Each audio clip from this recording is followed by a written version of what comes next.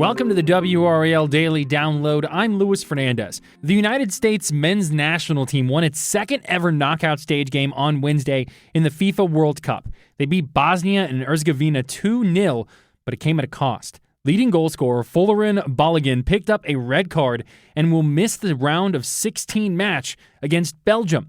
Is this a good rule? Was it really a red card? I spoke with WRAL's Dan Haggerty about the call and its impact. Here's the conversation. Today, we are joined by WRAL anchor Dan Haggerty, and we are talking something that I think, Dan, we're both very passionate about, which is this red card situation for Team USA in the knockout stage of the World Cup. To set the scene, Folarin Balogun, he had a red card assigned to him. He scored the first goal in the game against Bosnia and Herzegovina, and then he gets a red card assigned to him in the second half. He misses the rest of the game, and he will be out in the round of 16 against Belgium. Dan, you have the floor, please. So just to give everybody a kind of where I am starting from, I am not a soccer expert. I know soccer. I never played it in high school. My sons play now, so I'm kind of getting introduced to it. And I'm watching the World Cup in some ways, like a lot of Americans are, by watching this level of soccer for the first time in a while, right? And this is, without a doubt, one of the worst penalties in organized sports, maybe in the history of people playing things. Are you talking about the penalty itself, or this specific instance of it? Well, so here's the thing. It's the penalty itself. Because what do we know about penalties? What do we know about referees? People make mistakes. These are subjective calls. Sometimes one person has one impression of it, somebody else has another impression of it. We know that there is favoritism, right? You know, Michael Jordan always got fouled, no matter how, he'd get nicked. Certain people make calls on certain players in different ways. We know that. So why would they have a penalty that is essentially like a death sentence? Good luck. It is outrageous. I couldn't believe it. First of all, I didn't think that was an intentional penalty that would deserve a red card. But again, I'm no expert. But the fact that the player is out of the game, that now you are having a 30-minute power play and the guy can't play next week, it's egregious. It's bad for the sport. It's really tough because it's when you are in a knockout stage, right, and you're missing someone who, and Balogun is the number one scorer for the team, 3 goals I believe so far in this World Cup, and he's looked electric. I mean, he almost had one before the one that he scored and got called back for offside. He's one of these guys that just makes this Team USA team go. So being down without him for the round of 16 against Belgium, which you can watch Monday at 8 o'clock on Fox 50. Had to get that. Nice job. Thank you. That's going to be such a challenge. Belgium is not a world beater now. It's not like you're playing this Belgium team a couple of World Cups ago, or you're playing this, Argentina or France or possibly Spain. They could still be beaten. I believe the sports books at last check still have the Team USA as a slight favorite, very slight. But it puts you in such a hard spot for an entire other game. Again, I don't think you need to know soccer to know just sports in general. Once you get down to the top 16 teams in the world, everybody's good. Right. Everybody can beat anybody in a one game knockout. And the U.S. we're not world beaters. We're still trying to build our soccer culture here. Right. And look, if the U.S. can move on, beat Belgium, continue to kind of have this wonderful World Cup, that's great. But to have it at home, and from what I've seen, our style of winning has been about scoring goals and being aggressive. Right. And this guy's a big part of helping Team USA to do that. Right. And now he comes out of the game. Who knows what the team will look like over the 90-plus minutes in this game against Belgium, and if they'll have that same push, that same power to get toward the goal and have, shots on goal without him in there. And I just think it's bad. My kids are 9. They play soccer. They're super into the World Cup right now. I mean, they are right in that sweet spot to fall in love with all of this. They're making me drive to McDonald's to get the commemorative cups. We're going and buying soccer cards at the store. It's all of that. And now this guy's coming out of the game. It seems unfair to them. If the U.S. loses, that's a sour taste to put in the mouth of a 9-year-old who's watching these games played in cities they recognize here in the States. And it's, it is, for safety and protection, obviously. But I think where you and I differ a little bit is that I get like the understanding of, okay, if you do something that is bad enough to garner a red card, there should be a punishment for that. You miss however much of the game is left, and then you miss the next game. I'm okay with that. You see other examples like college football and targeting, although obviously it's apples and oranges a little bit in terms of the different sports. My thing though goes back to how this red card was assigned to begin with. I am not going to sit up here and act like I am, the soccer expert. I'm not someone who's hanging out in FIFA headquarters at France or something like that. But I do think that there are people involved in this process who have spoken out against this. And the example I want to give here is that ESPN has, they have a former official that is like a VAR reviewer, essentially. He looks at these video assisted replays and he determines if they executed them correctly. Because if you follow soccer, whether it's, La Liga, whether it's the EPL, whether it's the Champions League, I mean, it feels like VAR is always just everyone's feels like they just want to attack the robots, essentially. But what he mentioned was that what happened in the game is that VAR recommended an on-field review for a possible red card. That's what we all saw, he walks off to the side. And then it appears that the VAR group, at least according to this official that ESPN works with, was uncomfortable with the replays. And we're not going to show you the video here because FIFA would be very upset with us. They're very particular about all that stuff. But in a bang-bang situation, they're both jostling for Balogun and the Bosnia defender. They're jostling for position as the ball is getting kind of lofted up into the attacking third for the U.S. And he steps on the back of his ankle. There's no objection to that. He 100% cleats him in the back of the ankle. But it's incidental. It happens in a bang-bang play. What they essentially rule is that it's a serious foul, and that's what's deserving the red card. But the problem here is in the execution of that review process, because it's based on the slow motion and still replays, essentially, that what seems to have led to this red card review to even begin with. But that is not aligned with the VAR protocols. In fact, hold on. I'm pulling out my phone, Dan, because we got some texts to review here, okay? Based on if you go to the VAR's website where they review all this information, the VAR can check the footage in normal speed and or in slow motion. But in general, slow motion replays should be used only for facts. So is a player in the box when the penalty is drawn? Does he get penalties? Point of contact. Where did this penalty happen? Is it the right player that we're penalizing?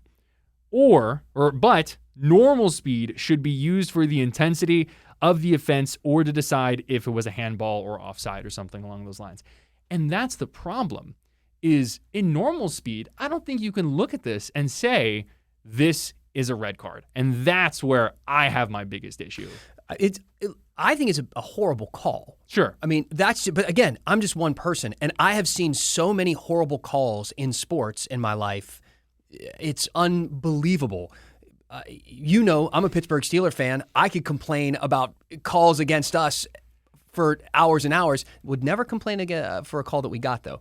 But that's the way sports go, right? Yeah. Sometimes referees are making calls that you don't agree with. And there are times when there are small calls that are huge points in an individual game, right? I always think about the tuck rule with Tom Brady, sure, right? So that is a call that changed that entire game, right? That moment in that game. You could argue changed the entire Patriots dynasty. Right. So those sort of moments do happen. But that was at a key point in that game. This was just a couple of guys playing as hard as they possibly can in a World Cup, going for the ball.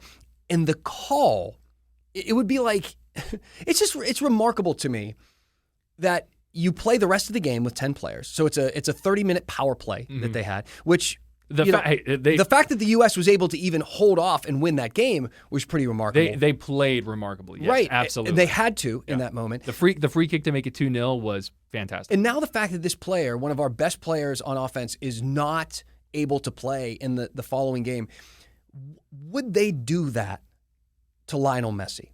Would they do that to Mbappe? Would they do that? And the answer, and again, this is just me being a fan and watching from the outside and knowing how sports goes, The answer is no. Yeah. They're not going to say, hey, greatest player in the world, biggest draw in the world, the person everybody is talking about and wants to see, you just stepped on the back of that guy's ankle. You're out for the rest of this game and the next game. They would never, ever do that. And that's because we know that there is some nuance to all of this. So the fact that the penalty is so severe and could really impact the U.S.'s chance of continuing to watch this team play in the World Cup is kind of devastating to me. It just knocks the air right out of you. I think there was actually a moment earlier in this cup where Messi stepped on the back of someone's ankle and there was no foul given. But that's, once again, when you watch it in real time, it's fine. When you look at the stills and the slow motion, it looks worse.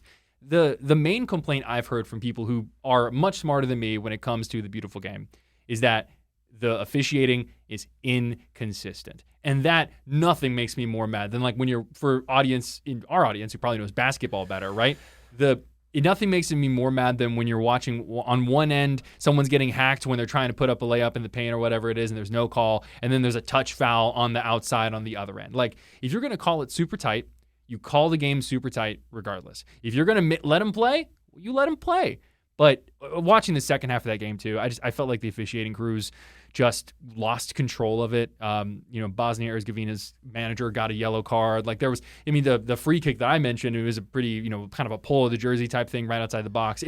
It became very clear that was just kind of too much. And if you keep it consistent, you're able to get control of the game. I think that again, it takes me to all sports. You see this same, that is a complaint you can hear everywhere. Right. And there are so many questionable calls. A goal goes in and then it gets taken back because the goalie was interfered with, and you're seeing it in replay and you're going, was he?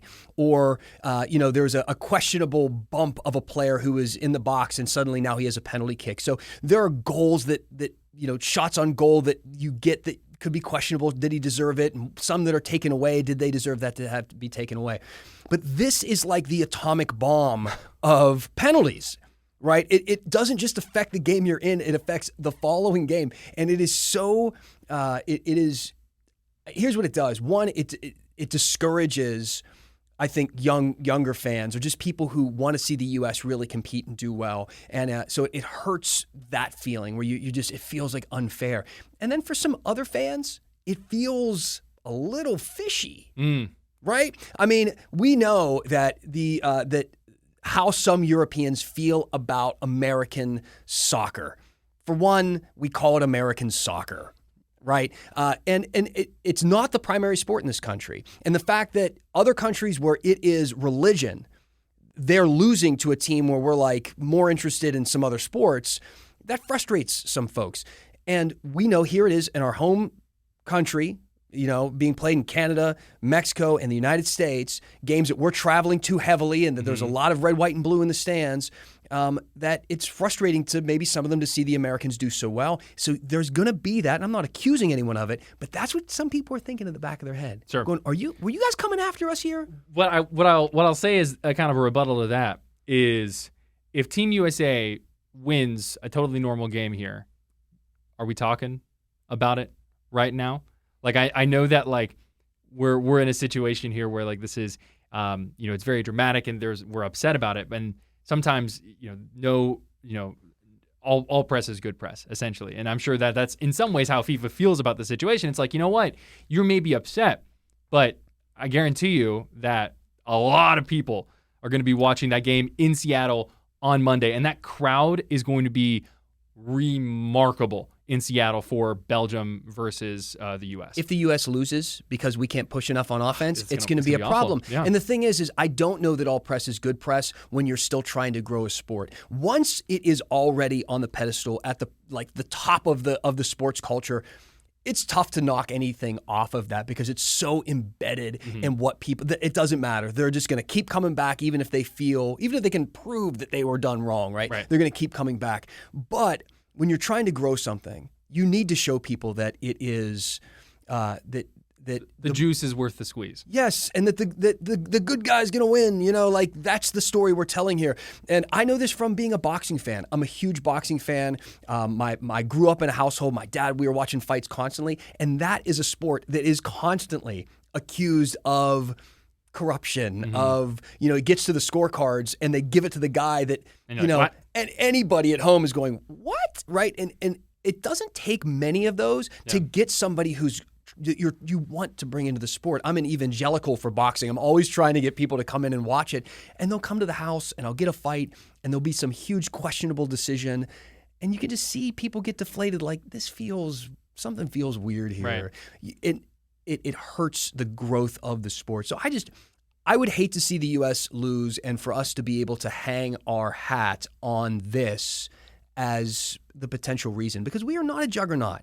We are trying to grow something here. This is a big push for our team, and this is going to hurt us against Belgium. It definitely will. But this team has, I think, been a pleasant surprise for anyone just with any kind of expectations about this U.S. team.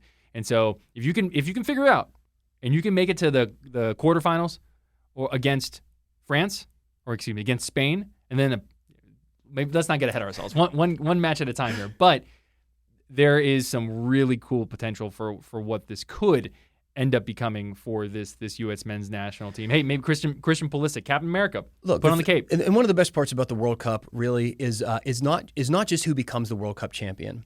How many storylines do we see of countries making their very first World Cup or scoring their very first World Cup goal, even when they end up losing the match? It is such an accomplishment to say we have taken another step forward as a soccer nation, right? These little baby steps that need to be taken, and this is one for the United States, right? Nobody expects the U.S.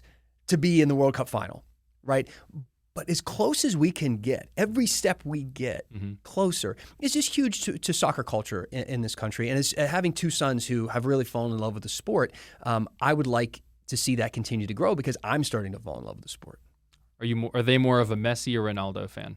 They're split. They're split. One's Messi, one's Ronaldo. They're twins, so that's the way that's how that works. That's amazing. Thank you to Dan for that conversation, and thank you for listening to the WRAL Daily Download and for making us part of your morning routine. Find the latest North Carolina news on our YouTube page. Just search WRAL. Another great way to get WRAL news is the Morning Briefing newsletter. It's a daily email with Triangle news, events, and headlines to help you get ready for the day. Sign up at WRAL.com/newsletter.